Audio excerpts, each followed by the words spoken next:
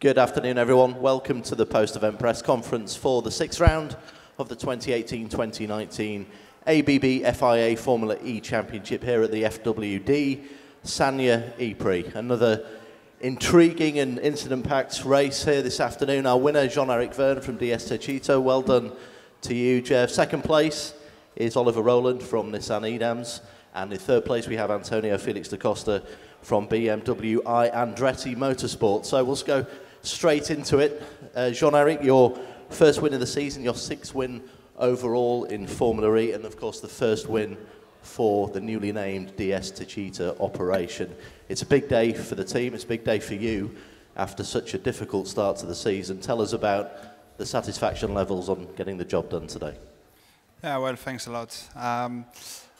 As you said, it's our first win as the new team DS Techeetah, and I feel very proud and happy to be able to bring this win to DS. It's a new relationship, always difficult when you start. But after 20 races in a row in the points, the last 3 races not being able to score any points was extremely hard and tough on me. I did not sleep very well in between Hong Kong and here. But the fact that we were able to stick together as a team and to keep working and with the same wish of moving forward, doing the best job as possible, has paid off today. And yeah, I couldn't be any happier with the job we've done.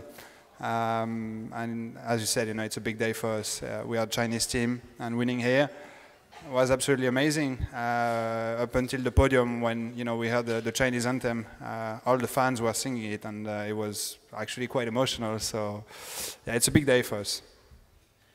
And your start actually wasn't the best start you've ever had, but then you made the move on Oliver for the lead, and it looked like quite a surprise move. I mean, was it quite marginal on the brakes? You locked up. Was it quite close to getting around the corner? He's a tough man to overtake. Obviously, he's moving a little bit, sometimes too much, but that's racing. You play within the rules. And I thought there was only one corner actually I could overtake him. I tried to attack him in many other corners, but not that one. And every laps I was lifting extremely early, so he saw that I was never ever close to him. Actually, once Antonio tried to pass me in that corner. And when the moment came, I just went for it, and I think I surprised him. It probably was the only corner he was not looking in the mirror, because he knew I was always lifting extremely early in all the previous laps. So, yeah. There was a nice dedication at the end, Jeff, to Charlie Whiting, the great late Charlie Whiting, a man you knew well from many years in Formula One. Yeah, obviously I got to know him when I arrived in F1, and being part, of the GPDA, we had a lot of discussion, and I got to learn a lot from him. And he was a brilliant man, a lot more than just a race director. And losing him was, a massive loss for the world of motorsport in general. He was not only working for F1, but all the race directors were around the world were working with him. And yeah, losing him was not very nice. So. Dedicating my win to him is the minimum we can do as racing drivers. So it goes to him. Nice touch, well done, Jeff. Moving over to second place, Oliver Rowland. First pole position today, Oliver. First podium position. You've been close on previous occasions, but got the job done today. You must be delighted. Yeah, I'm on one side happy and on one side a little bit disappointed as well. I had a good opportunity today. But Jeff did a good job. He surprised me. I knew he was going to surprise me at some point, but I was struggling a lot. I had to lift very early. But yeah, of course, very happy with the podium. It's been a while coming. I lost one in Mexico and again was leading in Hong Kong. So it's been a pretty tough 3 races with 3 DNFs. It's nice to score some points, and then at the end, yeah, it was all about just consolidating my position. I didn't want to risk too much. But yeah, it was a pretty good race in general. There was some proper street fighting after you got deposed for the lead with Antonio. Bit of a Barnsley chop, can I say that? But just talk us through that. Just talk us through that battle, because it looks pretty fierce. Yeah, I was struggling a lot, and I knew that if I dropped back, when you start to drop back in a Formula E race, each person thinks you're slow, so they use their energy to overtake you. So I knew I couldn't afford to drop too far back. And yeah, I was on the limit. I think within the rules, but on the limit. yeah, I had to be aggressive. You know, he's quite up there in the championship.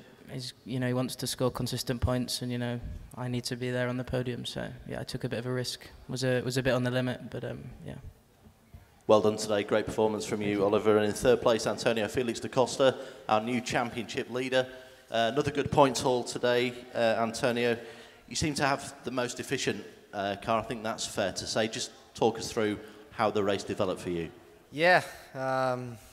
I'm happy with the points, obviously, but I wanted a bit more today. And certainly after following these two guys, I thought we had the car to win. But, you know, it's not easy to overtake here. You have to take a lot of risk, especially if it's someone like Oli, you know. And like he just said, I knew exactly what was going on in his mind.